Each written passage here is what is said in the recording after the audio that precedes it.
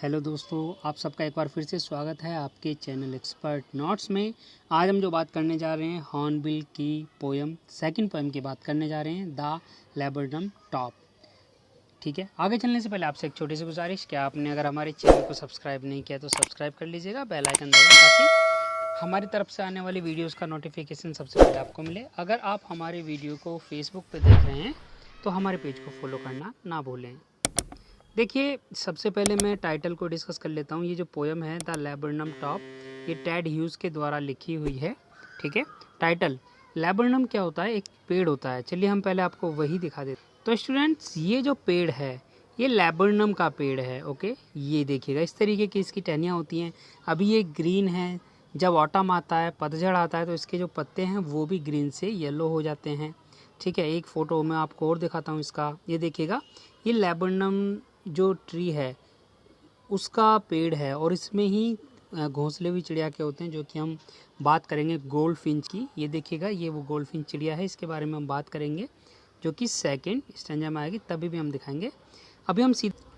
अभी सबसे पहले जो स्थिति है, the laburnum top is silent quite still in the afternoon yellow September sunlight, a few leaves yellowing, all its seeds fallen।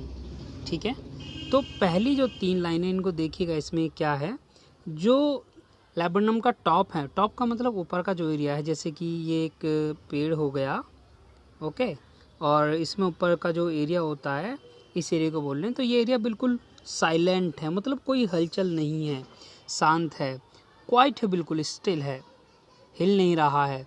और समय क्या है? समय देखिएगा आफ्टरनून का समय, दोपहर बाद का समय है। सितंबर मंथ का सनलाइट उसमें पड़ रही है। सितंबर मंथ का मतलब ऑटम का टाइम है। ओके, AUTUMN, ऑटम का मतलब होता है पतझड़। तो पतझड़ का समय, जैसे कि मैंने अभी आपको बताया था, अगर पतझड़ होता है तो जो ग्रीन लीव्स होती हैं किसी भी पेड़ की, वो पीली होने लगती हैं, पत्ते भी गिर जाते हैं, बीज भी गिर जाते हैं। और यहाँ पर आगे देखिए कहा भी है पोइट ने कि अ फ्यू लीव्स येलोइंग, कुछ लीव जो हैं वो पीली पड़ गई हैं, ऑल इट्स सीड्स फॉलन, और उसके सारे के सारे जो सीड हैं वो गिर गए हैं। अब देखिए आगे लाइन पे, टिल द गोल्डफिंच कम्स, कब तक है ऐसी स्थिति उस पेड़ की? ये जो पेड़ है यहाँ पर जो बताया है कि वो पेड़ शांत है, बिल्कुल शांत है, कोई भी उसमें हलचल नहीं है, हिल नहीं रहा है। कब तक है? टिल, जब तक कि गोल्डफिंच कम्स, जब तक गोल्डफिंच नाम की चिड़िया नहीं आ जाती है। ठीक है, पहले गोल्डफिंच को एक बार फिर से देख स्टूडेंट्स, ये गोल्डफिंच की चिड़िया है, इसको ध्यान से देखिएगा क्योंकि हम इसी पे अभी बात करने वाले हैं, इसका पूरा डिस्क्रिप्शन होगा। ये पीले रंग की चिड़िया है। एक तो जब पीला पेड़ होगा और पीली चिड़िया होगी तो वो उसको देखनी मुश्किल हो जाएगी, तो इसके जो ये फेस पर काला मार्क बना हुआ है, इसकी वजह से इसको पहचाना जाता है कि एक चिड़िया भी वहाँ बैठी हुई है। अब इस पर हम बात करते हैं, चलिए देखिएगा। Till the goldfinch comes with a twitching chirp, चहचहाती हुई वो आती है। चर्प का मतलब चहचहाहट होता है। आ सडननेस, अचानक से। A startlement at a branch end, एक ब्रांच के एंड पे, ब्रांच के छोर पे ये चिड़िया आती है, चहचहाते हुए आती है। और जब ये आती है तो इसके आने के बाद जो शांत पेड़ था उसमें हलचल हो जाती है। आगे देखिए क्या कहते हैं, then a sleek as a lizard and alert and abrupt she enters the thickness and a machine starts up of chitterings। Okay, तो यहाँ पर क्या कह रहे हैं वो, स्लीक एज अ लिजर्ड, है ना। स्लीक का मतलब आप कह सकते हैं कि वो चिकनी है, या जिस तरीके से लेजर्ड होती है बहुत ही ज़्यादा हलचल करती है, चिकनी होती है, उसी तरीके से ये भी आती है। अलर्ट, बिल्कुल सचेत। ओके, अलर्ट मतलब वो सचेत है। और वो जब आती है, सी एंटर्स अ थिकनेस, थिकनेस का मतलब जहाँ पर घने पेड़, वो घनी पत्तियाँ होती हैं, उस जगह पर जहाँ इसने अपना घोंसला बनाया हुआ है गोल्डफिंच ने, ये अचानक से आती है चहचहाते हुए, और उस घनी जगह पर जहाँ इसने अपना घोंसला बनाया हुआ है जाकर बैठती है। और उसके जाने के बाद क्या होता है, अ मशीन स्टार्ट्स अप ऑफ चिटरिंग्स, चिटरिंग्स का मतलब भी चहचहाना होता है स्टूडेंट्स। चिटरिंग्स का मतलब भी चहचहाना होता है। स्टार्टर्स का मतलब शुरू हो जाता है। मशीन का मतलब यहाँ मशीन से तुलना की गई है। देखिए अभी जब तक गोल्डफिंच आई नहीं थी तो पेड़ बिल्कुल शांत था, कोई हलचल नहीं थी। अब गोल्डफिंच आती है उड़ते हुए, चहचहाते हुए आती है वो, ठीक है, और वो पेड़ में सीधे घुसती है, उस थिकनेस पर जाकर, उस घनी जगह जाकर बैठ जाती है जहाँ पर उसने अपना घोंसला बनाया है। और जब वो बैठती है, उसके अपने बच्चे हैं, तो वो भी चिड़िया के साथ में चहचहाने लगते, तो उनकी चहचहाहट की आवाज़ आने लगती है। ठीक है। And a tremor of wings, और विंग्स के फड़फड़ाने की आवाज़ भी आती है जी। ठीक है, क्या आती है? हिलते हैं। जैसे जब देखते हैं ना, जब चिड़िया दाना खिला रही हो किसी भी अपने बच्चे को, तो वो दोनों पंखों को फड़फड़ाते, तो उस तरीके से होता है। And trilling the whole tree trembles and thrills, और इनकी इसी गति से पूरे के पूरे ट्री में क्या होती है? हलचल होती है। मतलब कि उसमें जो शांत था वो हिलने लगता है ना। ट्रेम्बल्स एंड थ्रिल्स, पूरा के पूरा पेड़ शेकिंग करने लगता है, हिलने लगता है, और वहाँ पर इस तरीके से बदलाव देखने को मिलता है। अब आगे क्या कहते हैं देखें poet. It is the engine of her family, ये उसके परिवार का इंजन है। इंजन क्या होता है? देखिए आपने ट्रेन देखी है, ट्रेन में इंजन कहाँ लगा होता है? ट्रेन में सबसे आगे इंजन होता है। ठीक है, कोई भी एक ट्रेन है, ट्रेन में बहुत सारे डिब्बे इस तरीके से एक दूसरे से कनेक्ट होते हैं। ठीक है, ऐसे कनेक्ट होते हैं, और सबसे आगे एक इंजन लगा होता है जिसमें सारा ईंधन होता है, और वो उसी की पावर से सारे डब्बों को खींचता है। दैट मीन्स ट्रेन इंजन के वजह से चलती है, डब्बों के वजह से नहीं चलती। तो इंजन जो होता है किसी भी चीज़ का, वो बहुत ही ज़्यादा मेन होता है, उसके बिना कोई भी मशीनरी वर्क नहीं कर सकती है। तो ये जो पेड़ है, या ये कह सकते हैं कि जो घोंसला है, ये उसकी फैमिली के लिए एक इंजन का काम करता है। इसके बिना उसकी फैमिली वहाँ पर नहीं चल सकती है। शी स्टॉक्स इट फुल, और वो इसको फुल करके रखती है, स्टॉक्स करके रखती है, भंडार भर के रखती है अपने बच्चों के लिए। Then flirts out to a branch and, और फिर वो वहाँ से जब अपने बच्चों के साथ में चहचहाती उनको खाना दे देती है, फिर वो वहाँ से उड़ के बाहर आती है, और बाहर आके पेड़ की बाहर वाली शाखा पर आकर बैठ जाती है। Showing her barred face identity mask. देखें बार्ड फेस, मैं बताता हूँ क्या है ये। आइडेंटिटी मास्क का ये काम कर रहा है, तो देख लें, मैं आपको एक बार दिखा देता हूँ चिड़िया का। फिर से हम देखेंगे। देखें यहाँ पर बार्ड फेस इस काले निशान की वजह से कहा गया है उसको। और आइडेंटिटी, देखिए अगर चिड़िया किसी पेड़ में बैठेगी तो पीछे का हिस्सा ही तो वैसे भी नहीं दिखेगा। पेड़ में जब बैठेगी तो उसका चेहरा बाहर की तरफ होता है, तो ये तो वैसे ही कवर हो जाता है। तो पीले पेड़, उसकी पत्तियाँ, उसके फूल सब पीले हैं, तो पीला ही चिड़िया का रंग हो जाएगा, वो दिखेगी नहीं। लेकिन लोग केवल इस मास्क की वजह से पहचान पाते हैं कि गोल्डफिंच यहाँ पर बैठा हुआ है।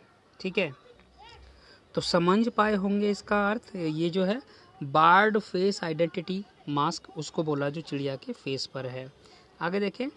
Then with a delicate whistle chirp whisperings, है ना।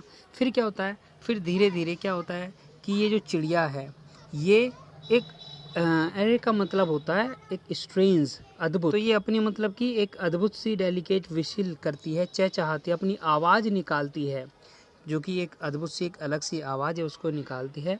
शी लॉन्चेज अवे, और फिर वो वहाँ से, लॉन्च अवे का मतलब होता है फ्लाई अवे, उड़ जाती है। फिर वो वहाँ से उड़ जाती है टूवर्ड्स द इनफाइनाइट, इनफाइनाइट की तरफ। इनफाइनाइट देखिए मतलब अनंत। अनंत क्या है स्टूडेंट्स? अनंत आकाश है। कहीं भी आप चले जाएं, आकाश कभी ख़त्म नहीं होता, है ना। तो क्या कहते हैं कि फिर वो चहचहा कर आवाज़ करके इस तरीके से चिड़ियाएँ करती हैं, वो आकाश में उड़ जाती है। And then laburnum subsides to empty, और जो लैब्रेनम होता है वो फिर से एम्प्टी हो जाता है, वो खाली हो जाता है। खाली का मतलब क्या होता है कि वापस, सबसाइड्स टू मतलब कि अपने पहली जैसी सिचुएशन में ये पेड़ वापस से आ जाता है। ठीक है, तो पोएम थी। चलिए अब इसकी थोड़े से जो इसमें यूज़ किए गए हैं फिगर्स ऑफ स्पीच, उसकी हम बात कर लेते हैं, जिसे हम लिटरेरी डिवाइस भी बोलते हैं। स्टूडेंट सबसे पहले तो आप एक बात जान लीजिएगा कि पोएट ने इस पोएम में कहीं भी राइमिंग स्कीम का प्रयोग नहीं किया है, तो इसीलिए ये पोएम फ्री वर्स में है। ठीक है, चलिए अब जानते हैं। देखें, सबसे पहले हम देख लेते हैं स्टिल साइलेंट। देखिए यहाँ क्या है, यहाँ पर पहली लाइन शुरू हो रही है स्टूडेंट। पहली लाइन शुरू होने के बाद लास्ट में ना तो कोई फुल स्टॉप है ना ही कोई कॉमा है, दूसरी लाइन शुरू हो जाती है और लास्ट में आके कॉमा लगता है। तो जब इस तरीके से बिना पंक्चुएशन मार्क के दो या दो से ज़्यादा लाइन एक साथ बनती चली जाती हैं किसी पोयम में, तो वहाँ पर एंजैम्पमेंट होता है। Okay, एंजैम्पमेंट,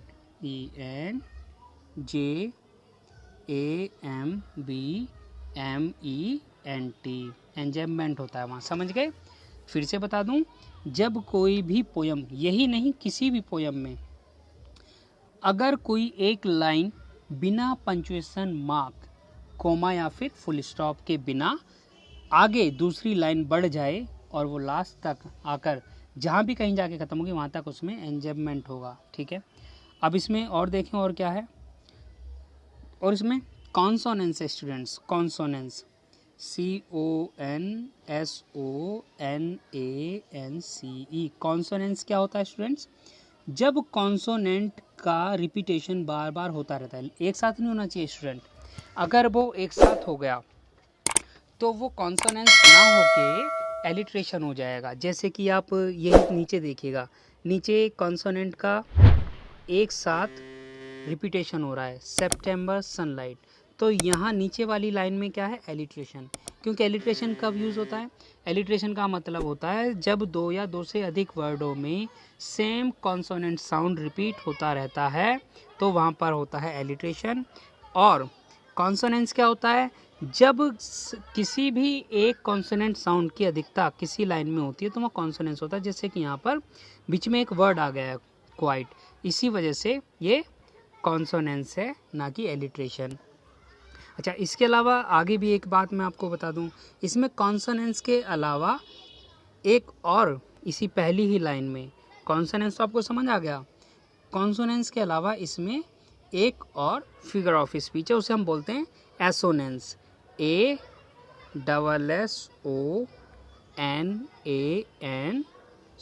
assonance. स्टूडेंट मैं इतने आराम से आपको इसलिए बता रहा हूँ ताकि आप इन्हें लिख पाएँ। एसोनेंस क्या होता है, एसोनेंस का मतलब जब किसी पोएटिक लाइन में वॉवेल साउंड की रिपीटेशन हो, अधिकता हो। ठीक है ना, जैसे कि यहाँ देखें, एज आई साइलेंट में आ गया, क्वाइट में आ गया, स्टिल में आ गया, एज साइलेंट क्वाइट स्टिल, तो यहाँ पर आई की अधिकता आ रही है, आई बार बार यूज़ हो रहा है, तो यहाँ पर क्या हो गया, एसोनेंस हो गया। ठीक है, हमने ये आपको बता दिया है कि यहाँ पर एलिट्रेशन है, एसोनेंस भी आपको बता दिया। चलिए अब आगे चलते हैं। इसके अलावा स्टूडेंट, मैंने अभी आपको ऊपर बताया था कि जब किसी भी पोइटिक एक लाइन को अंत में, उसके अंत में कोई भी पंक्चुएशन मार्क ना आए, कोमा या फिर फुल स्टॉप ना आए, किसी अंत की लाइन में आए, आगे जाके दूसरी तीसरी चौथी कहीं भी जाके आए, तो उन जहाँ पर भी वो मार्क आके लगेगा वहाँ तक एक लिटरेरी डिवाइस बन जाती है। वो कौन सी बनती है आपको बताना है कमेंट बॉक्स में। ठीक है, आगे चलते हैं। इसके अलावा ये तो मैंने आपसे पूछ लिया।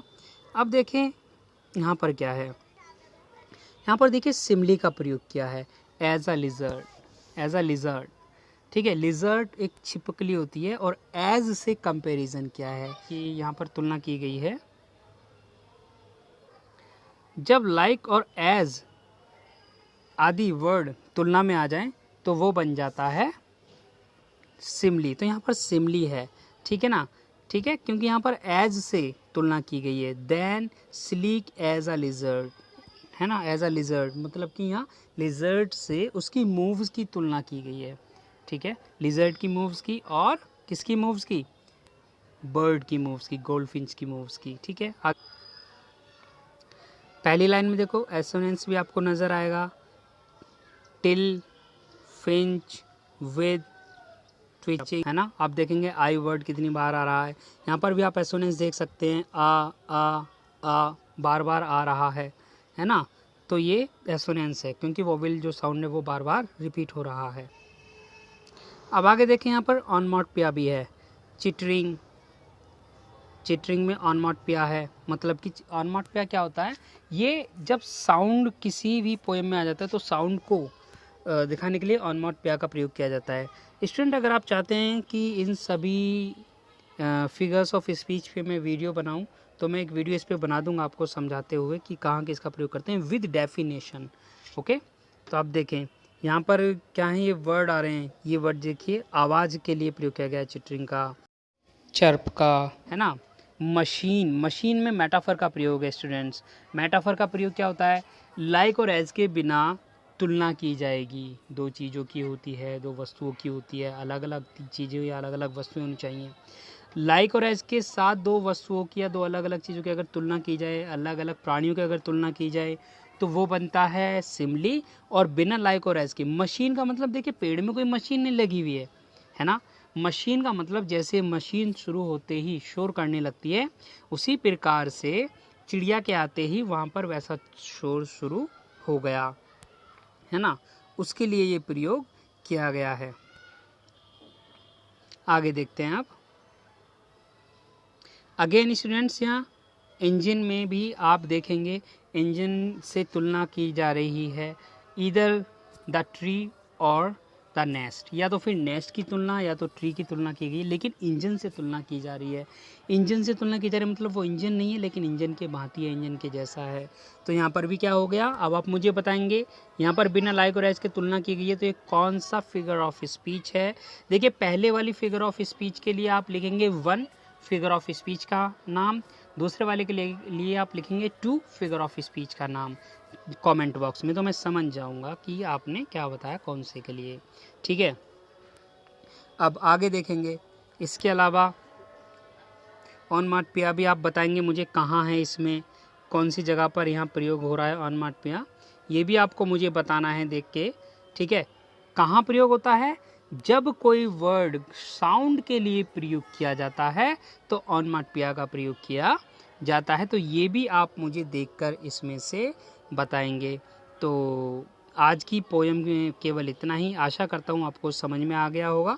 अगर एक दो इसमें फिगर ऑफ स्पीच रह गया है तो वो आप खुद से ढूंढने की कोशिश करना और मुझे बताना कि इस लाइन में ये वाला फिगर ऑफ स्पीच है। चलिए हम मिलते हैं नेक्स्ट वीडियो में, तब तक आप अच्छे से पढ़ाई कीजिए, सुरक्षित रहिए। अगर आपको किसी पर्टिकुलर टॉपिक पर वीडियो चाहिए तो आप मुझे बताइए, मैं आपके लिए वीडियो लेकर ज़रूर आऊँगा। ख्याल रखिएगा। और हाँ, जाने से पहले फिर से एक बार आपको याद दिला दूँ, अगर अब तक आपने हमारी वीडियो को लाइक नहीं किया है तो प्लीज़ लाइक करें, क्योंकि इससे हमें मोटिवेशन मिलता है। सब्सक्राइब कीजिएगा हमारे चैनल को और वीडियो को शेयर करना ना भूलें। Thank you very much.